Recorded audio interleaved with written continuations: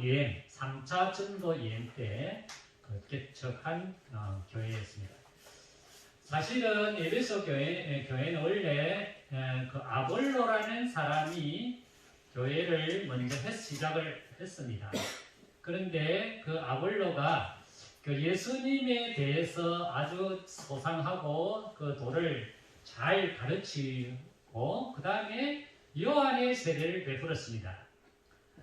그렇지만은 그 이상 더 교회가 성장하지 못했습니다.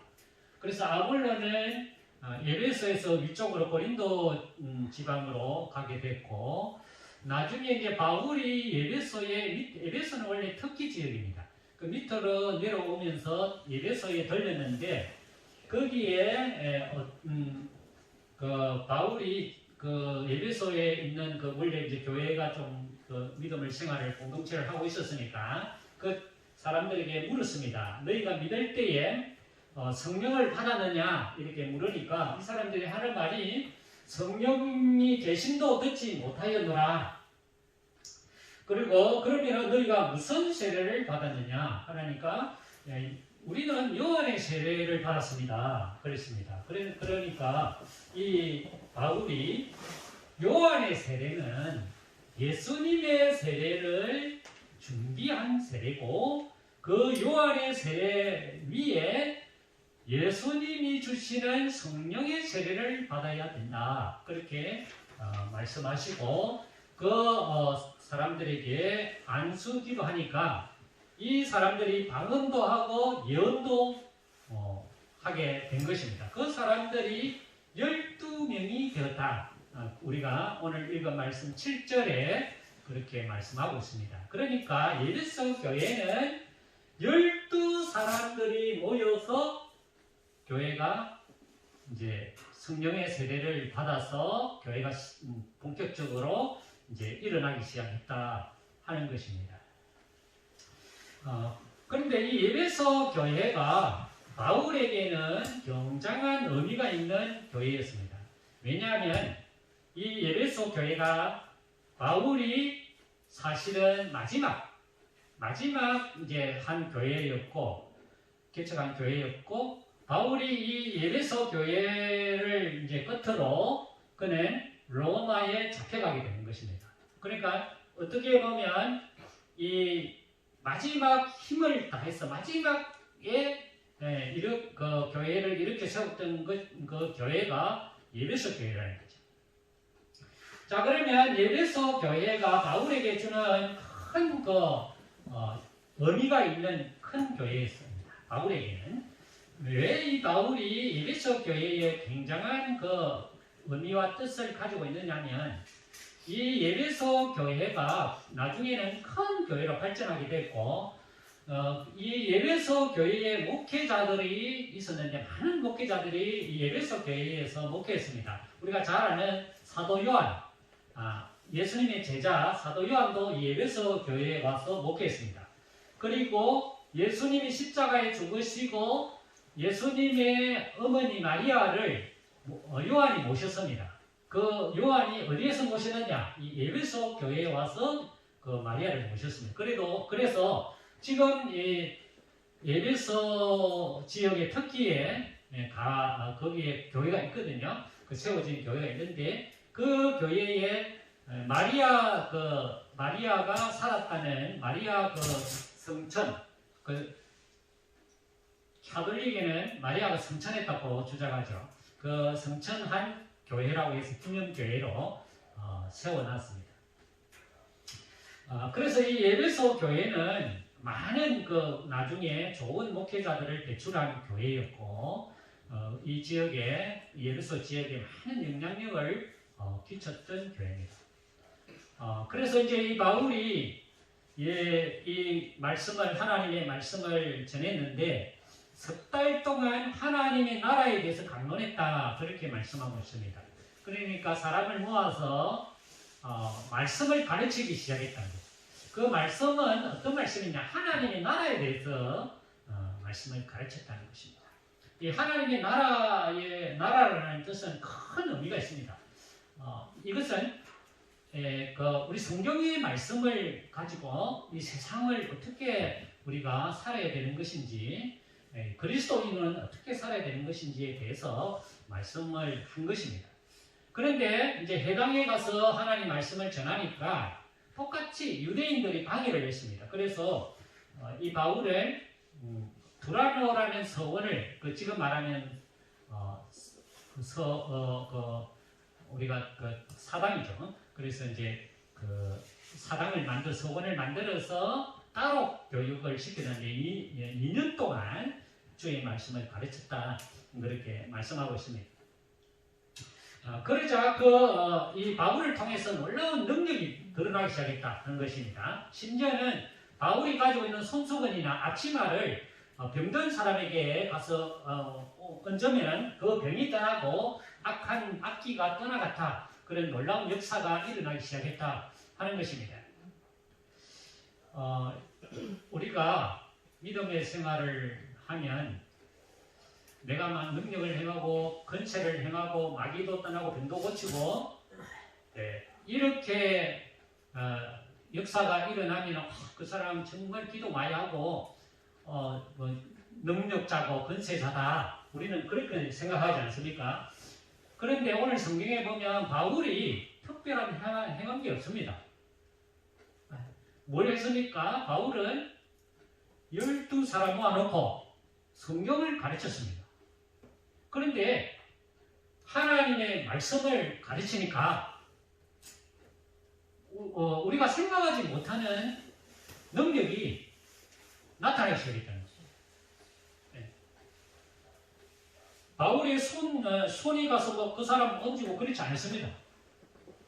그런데 바울의 손수건만 가져가도 병이 낫는 역사가 일어나게 됐다는 거죠. 그래서 우리가 이 하나님의 말씀, 하나님의 그 능력의 말씀을 정말 우리가 믿고 하나님의 말씀대로 살아간다면 하나님의 역사가 일어난다는 겁니다. 우리가 생각하기로는 우리는 이런 생각합니다. 어떤 능력 있는 사람이 저 기도원이나 이런 깊은 곳에 가서 수십 년 기도해하고 그 사람한테 가서 뭐 손을 쥐면 병이 낫고, 우리는 그런 생각을 합니다. 근데 성경은 뭐라고 말씀하고 있냐면 그런 일을 안 했어요. 안 했는데 12사람이 모여가지고 하나님 말씀을 배우고 공부했단 말이지. 그러니까 어떤 현상이 일어났느냐, 병이 낫는 역사가 일어나기 시작했다는 겁니다. 우리가 하나님의 능력의 말씀이 이렇게 힘이 있는 것입니다. 하나님의 말씀을 우리가 제대로 배우고 하나님의 말씀을 내가 그 말씀에 따라서 행동하고 살아간다면 놀라운 일이 일어난다는 거예요. 우리는 그걸 믿어야 되는 겁니다. 자, 그 다음에 이 세상은 어떻게 변화되느냐 하는 것입니다.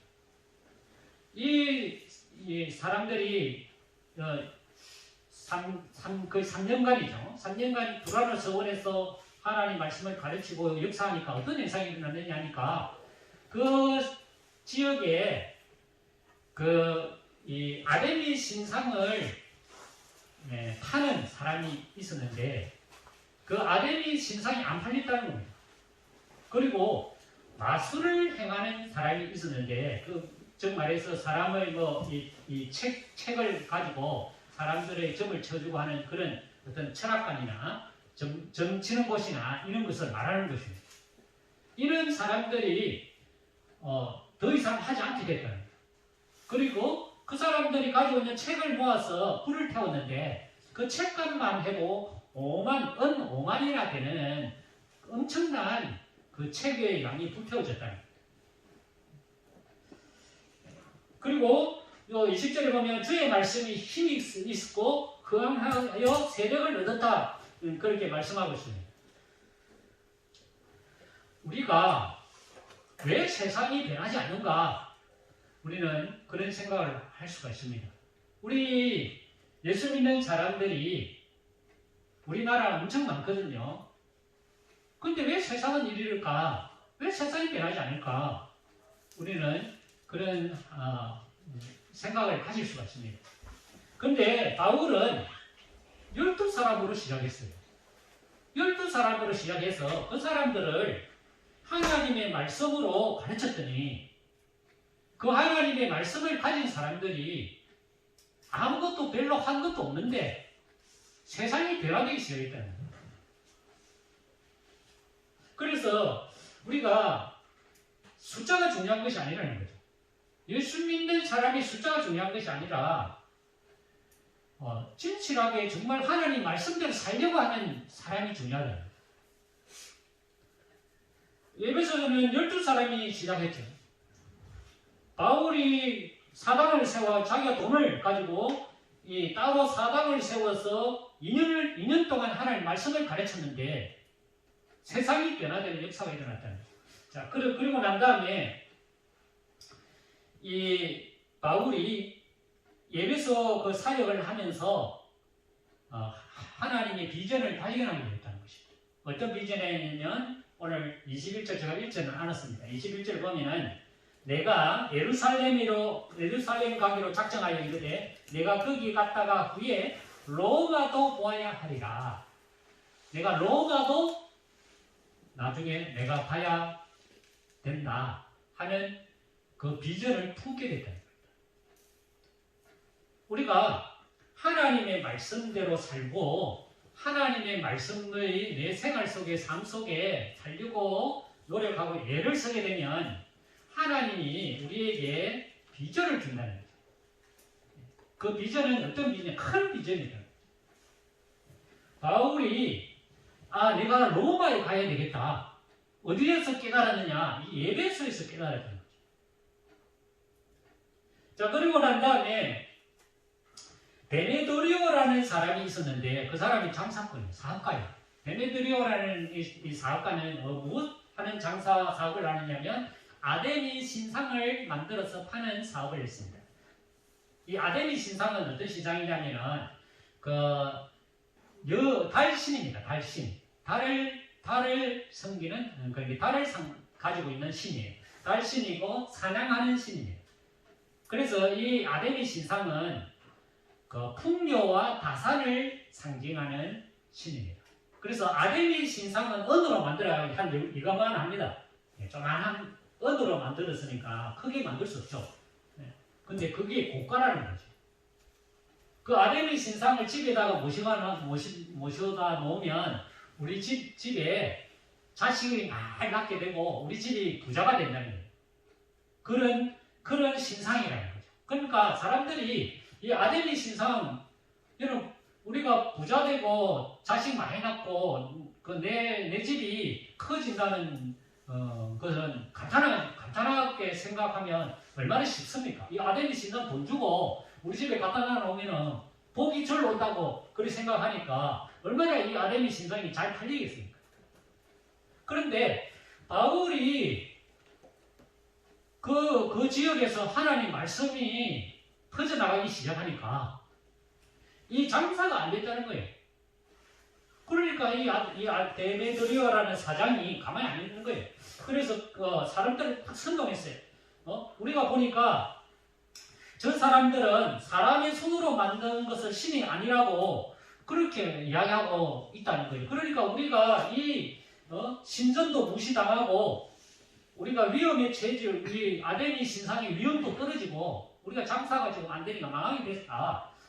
그래서 사람들을 이제 막 선동했어요. 그리고 이 사람들을 모아서 큰 시청 앞에 사람들을 데리고 갔다.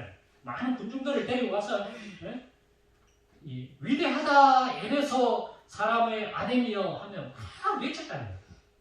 즉 말해서 이제 배우를 하기 시작했다는 거예요. 크도다 아데미 신이시여, 이 에베소의 신 아데미 신이여, 이러고 막 외쳤다는 거예요. 그러니까 그 시장이 나와서 어떻게 말했냐면, 여러분, 우리가 여러분들이 이렇게 모여서 이렇게 하면 안 됩니다. 왜냐하면 그 사람들이 신전의 물건을 도둑질도 해간 것도 아니고 또 우리 여신을 비방하지도 아니한 그 사람들을 붙잡아 오면 이걸 가지고 이렇게 시끄럽게 하면 나중에 이 우리나라를 통치하고 있는 이 총독이 보고 데모한다고 하면은 가만히 안 있지 않습니까?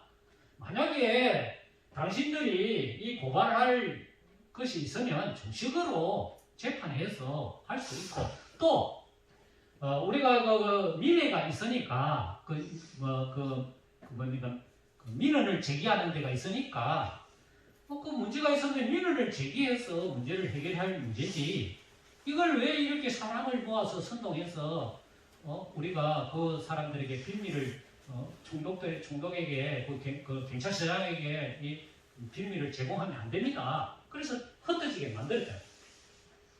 그것이 오늘 19장에 있는 전체적인 내용이라는 거죠.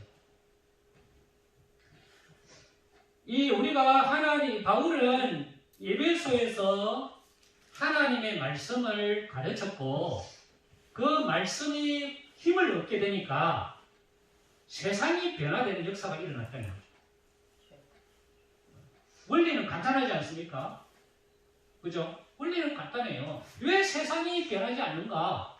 그거는 우리가 지금 하나님의 말씀대로 제대로 살고 있지 않다는 뜻이죠.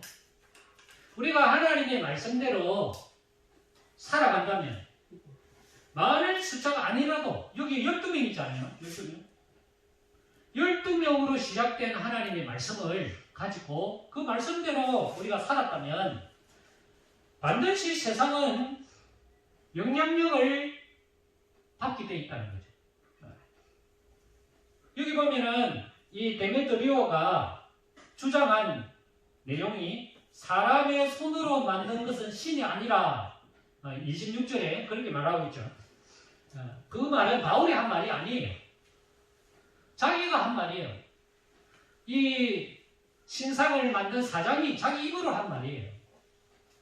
이 말은 사람들이 하나님 말씀이 들어가니까 사람들이 스스로 그걸 깨달았다는 거예요. 그래 안 팔린다는 거예요. 저거 아데미 신상 저거 가짜다. 저건 신이 아니다. 저것을 집에 갖다 놓는다 해서 복이 절 오는 것이 아니다. 그걸 알게 됐다는 거예요. 네, 놀라운 일이죠. 이 말은 바울이 다니면서 이 아데미 신상은 거짓신이고 이거는 잘못된 것이고 그렇게 말하지 않았어요. 바울은 절대 그런 말 하지 않았어요. 바울은 뭘 했습니까? 하나님 말씀만 제대로 가르쳤어요. 하나님의 말씀대로 살라고 그렇게 가르쳤어요. 그러니까 사람들이 그걸 알아들었다는 거죠. 세상 사람들이 그걸 보게 됐다는 거예요. 우리가 섬기는 게 이게 뭔가 이게 잘못되어 있구나. 그걸 알게 됐다는 거죠.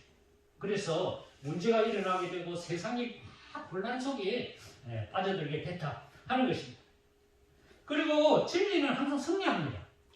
데메드리오가 사람을 속여서 사람을 모았지 않습니까? 그리고 시청이 막 사람을 때리고 자기가 막 아데미 신상을 최고로 신으로 섬기려고 노력했지 않습니까? 근데 서기장이 여러분 이러면 안 됩니다 하고 해산시켜버렸잖아요. 거기에 바울이 힘을 썼습니까? 좀 봐달라고 서기장한테 가서 막 돈을 썼습니까? 뭘 했습니까? 바울은 한마디도 안 했어요. 그런데 시장님이 다 이게 무산시켰거든요. 하나님의 능력의 말씀이 우리가 이렇게 크다는 사실을 알 수 있습니다. 아이고 내 혼자 이거 예수 믿고 내 혼자 하나님 말씀대로 산다고 뭐 세상이 변화되나? 안 그래요. 그렇지 않습니다. 내가 하나님 말씀 안에 바로 서 있다면 역사는 하나님이 하시는 것이죠. 나를 통해서 그 파급력이 점점 커진다는 겁니다. 바울이 나서서 안 해도 하나님이 역사해서 세상 사람들에게 영향을 미치게 하고 변화시킨다는 거죠. 그러한 것을 이 에베소에서 바울이 느꼈다는 거죠. 그리고 이제 에베소를 떠나고 바울이 떠나서 저 위쪽으로 갔다가 이제 바울이 아까 그 에베소에서 비전을 받지 않습니까? 자신이 로마로 가야 된다는 것을 성경이 바울 속에 비전을 심어 넣어주지 않습니까? 왜 바울이 로마로 자꾸 가려고 했겠습니까? 로마가 그 당시 세계를 지배한 신장이었거든요. 복음이 로마에 들어가야 이 복음이 이 세계로 뻗어나간다는 사실을 그런 큰 그 비전을 알게 됐다는 것이죠. 그래서 그가 나는 로마로 가야 된다.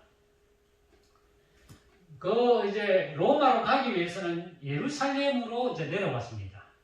그러니까 예루살렘에 유월절이 그 절기가 있었기 때문에 그 유월절 지키기 위해서 예루살렘에 빨리 가야 되는 거죠. 알고 그가 저 위로 마게도냐나 그리스 쪽에서 이제 순회를 하다가 이제 밑으로 내려와요.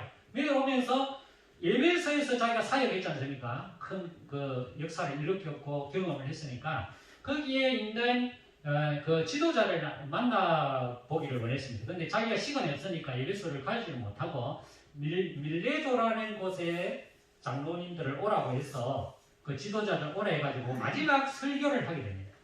이게 바울의 마지막 설교입니다. 왜냐하면 로마로 가면 그는 순교가 이제 하기 때문에 그는 살아있을 때 마지막으로 하는 설교였습니다. 그 설교를 예배소의 목회자들을 향하여 설교한 내용이 20장에 나옵니다. 자, 그 보면은 20장 19절에 보면 그 바울의 설교 내용입니다. 모든 겸손과 눈물이며 유대인의 관계로 말미암아 당한 시험을 참고 주를 섬긴 것과 유익한 것은 무엇이든지 공중에서나 각집에서나 끊임없이 여러분에게 전하여 가르쳤고 유대인과 헬라인들에게 하나님께 대한 회개와 우리 주 예수 그리스도에 대한 믿음을 증언한 것이라.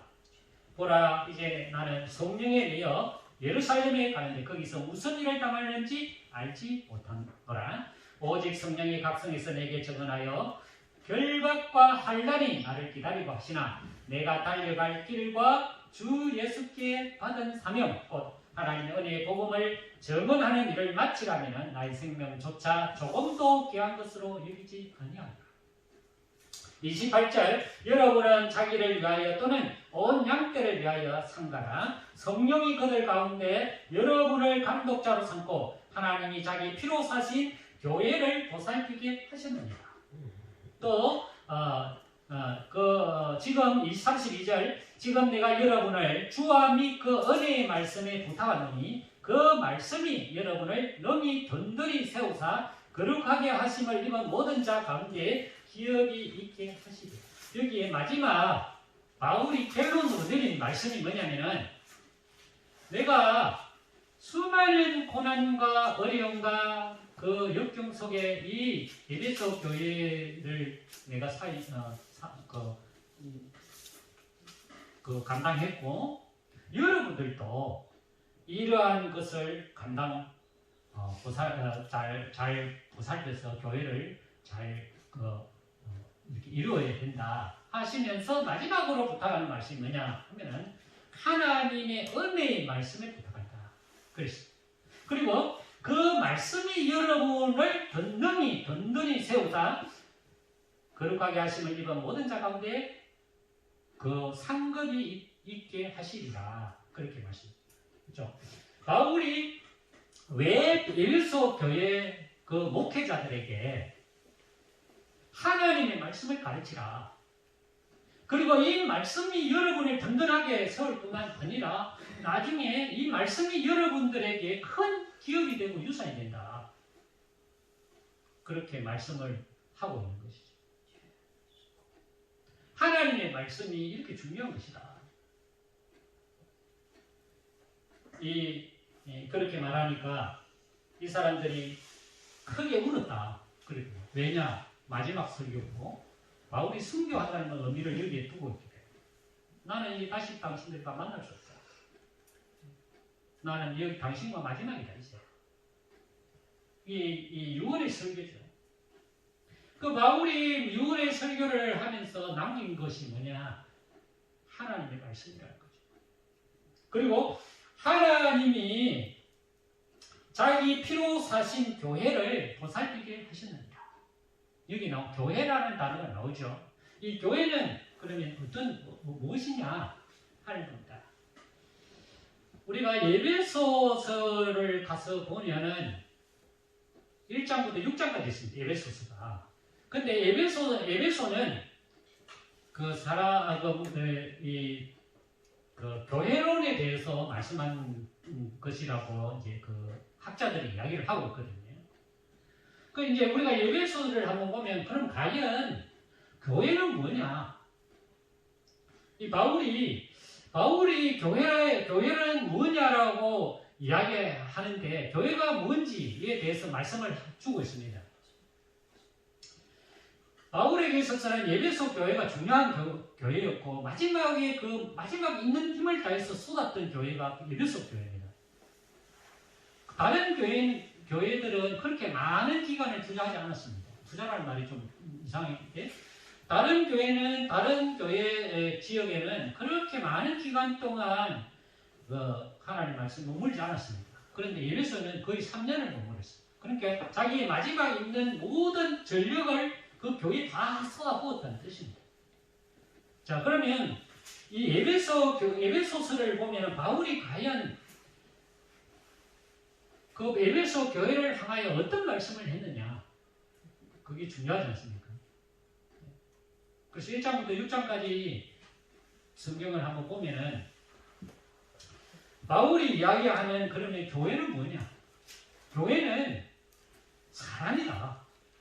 그렇게 말씀하고 있어요. 그러면 어떤 사람이, 세상에 사람이 많지 않습니까? 어떤 사람이냐?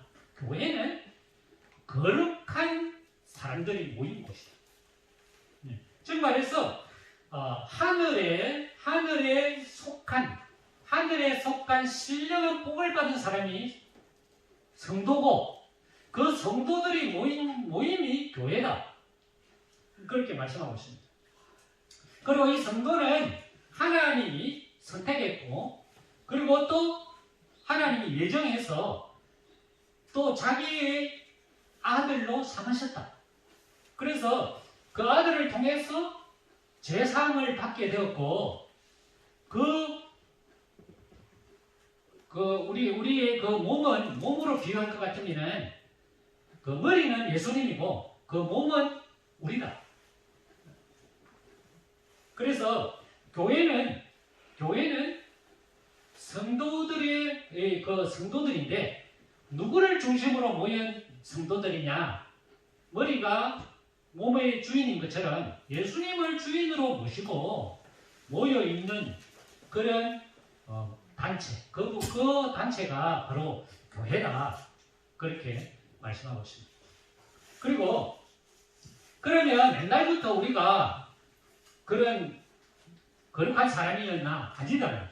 옛날에는 우리는 허물과 죄로 죽었는데 예수님이 우리를 살렸다.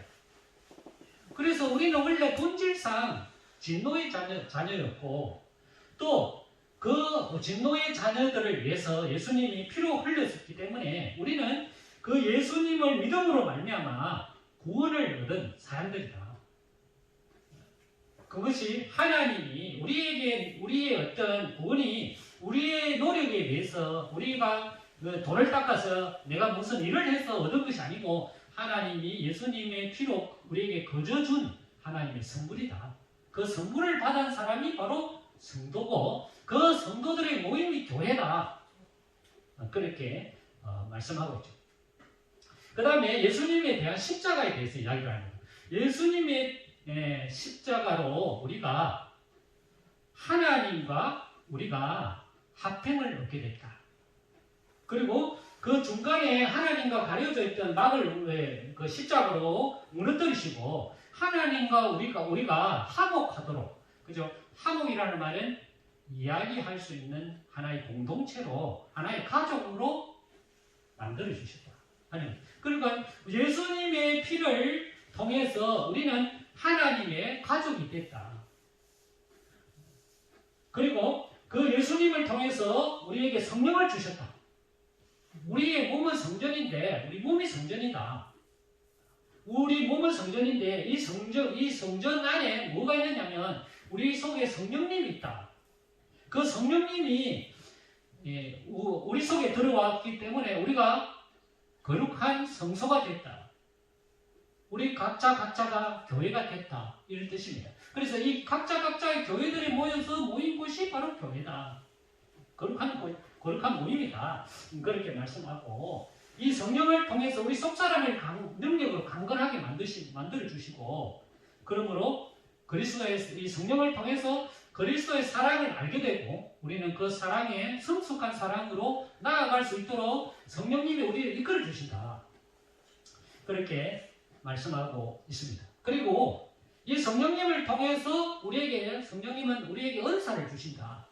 그 은사를, 수많은 은사가 있는데, 그 은사는 우리의 성도들을 섬기고 봉사하는 일을 함으로써 이 그리스도의 몸을 우리를 세우려고 성령님이 우리에게 은사를 주셨다. 그렇게 말씀하고 있습니다.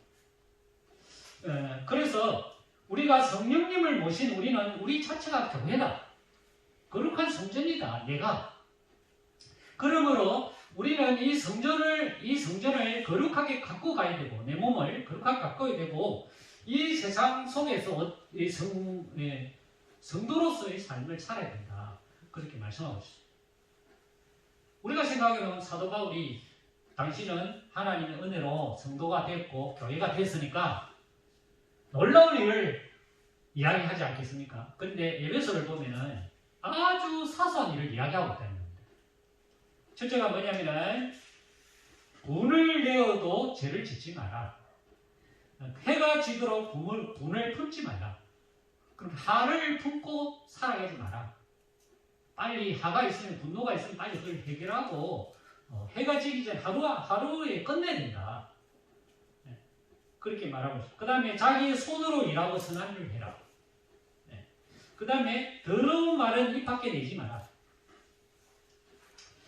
바울이 성전된 우리를 향하여 이렇게 말하는 거는 매우 사소한 일이라는 거죠. 우리는 예수 믿고 내가 세상의 빛이다. 큰 걸 생각해, 큰 거를. 근데 바울이 진작 이야기하는 거는 큰 것이 아니, 사소한 거를 잘해라. 그런 뜻입니다. 그리고 아내는 남편에게 순종하고 남편은 아내를 사랑해라. 왜냐하면 이 부부 관계가 예수님과 우리와의 관계다. 그렇게 말씀하고 있습니다. 그래서 우리가 이 사소한 우리의 가정생활, 우리의 삶 생활 속에 예수 믿는 사람으로서의 삶을 살아야 된다. 그 삶을 통해서 세상이 변화되고 그 놀라운 능력들이 일어나게 된다 하는 것입니다. 우리는 이게 뭐 놀라운 일일까? 그죠? 그렇게 생각할지 모르지만 그 당시에 그 당시에 에베소 사회에서 이런 삶을 사는 사람이 많이 없었다는 뜻이겠죠. 그리고 이런 삶을 사니까 세상이 변화되기 시작했다는 거예요. 그 다음에 술 취하지 말라. 이거는 방탕한 것이기 때문에 성령의 충만함을 받아야 된다. 그리고 그 성령의 전신 갑주를 입어라. 왜냐하면 세상이 악하기 때문에 그렇다. 그래서 서서 진리의 허리띠를 띠고 흉배를 붙이고 의의 흉배를 붙이고 평안의 복음의 신을 신고 믿음의 강태를 가지고 구원의 투구를 쓰고 또 하나님 말씀의 검을 가지라. 그거 위에 무시로 기도하고 강구하되 항상 성령 안에서 기도하고 이를 위하여 깨어 구하기를 항상 힘쓰라. 그리고 여러 성도들을 위해서 기도하라. 그렇습니다. 바울이 에베소 교회를 향하여 첫째는 영적인 것에 대해서 이야기를 했죠. 그 영적인 것이 뭡니까? 예수님에 대한 것이 영적인 것입니다. 그렇지 않습니까? 예수님에 대해서 이야기했던 거예요. 예수님은 누구냐? 예수님은 우리를 위해서 십자가에서 흘려서 피 흘려 돌아가신 분이고 그 피의 공로를 통해서 우리가 하나님 자녀가 됐고 우리가 하나님과 함께 교제하고 화평과 화목을 나누는 사람이 됐다. 그러므로 우리는 하나님의 가족이 됐다. 하나님과 동행하는 사람이다. 그래서 여러분들이 성전이다. 그러면 이 성전된 우리가 어떻게 살아야 될 것인가? 빛의 열매로 살아야 된다. 빛의 열매를 맺어야 된다. 빛의 열매는 착함과 의령과 진실함이다. 삶에 대해서 이야기하고 있다. 삶에 대해서. 이 두 가지를 이야기하고 있습니다. 예배소는 영적인 것과 내 삶에 동떨어져 있는 것이 아니라는 거죠. 제가 이야기한 오늘 이 말씀, 그죠? 우리가 다 알고 있는 이야기고, 우리가 다 이렇게 사는 것이 우리가 빛으로서의 삶이다 하는 것을 다 알고 있습니다. 그런데 우리가 이런 삶을 살게 되면 반드시 열매가 있게 되고, 열매가 맺히게 되고, 세상이 변화되는 역사가 일어난다는 것입니다. 바울이 경험한 것처럼. 그러므로 우리는 이 바울이 이야기한 예배소에 대해서, 예배소에서 강조한 마지막 강조, 우리는 항상 깨어 있어야 됩니다. 왜냐? 마귀가 우리를 그 속에서 우리를 대적하기 때문에. 그래서 우리가 언제든지 넘어질 수 있기 때문에 그 마귀의 그 속임수를 대적하기 위해서 그것을 이기기 위해서는 항상 깨어 있어야 된다. 그래서 성령의 전신갑주를 입어야 된다. 그걸 당부하고 있다는 거죠. 자, 우리도 2000년 전에 바울이 자신의 모든 것을 쏟았던 이 예배소 교회, 어떻게 보면 마지막 교회죠. 마지막 설교를 했던 교회고, 놀라운 능력을 경험했던 교회. 시작은 12사람으로 시작했다가 세상을 변화시키는 놀라운 역사를 경험한 교회가 예배소 교회였다. 그리고 예배소 교회의 성도들에게 마지막으로 하는 말씀이 항상 예수 그리스도를 주인으로 모시고 살아. 성령의 충만함을 항상 잊고 그 성령의 충만함에 오는 그 열매를 내정으로서 풍성한 삶을 살아라. 이것이 예배소를 향한 바울의 마지막 설교였다 하는 것을 말씀해 주었습니다. 기도하겠습니다. 하나님 감사합니다. 바울은 예배소에 대한 예정과 그 눈물과 그 모든 희생과 그 모든 역사와 이 모든 것을 경험하고 예배소 교인들에게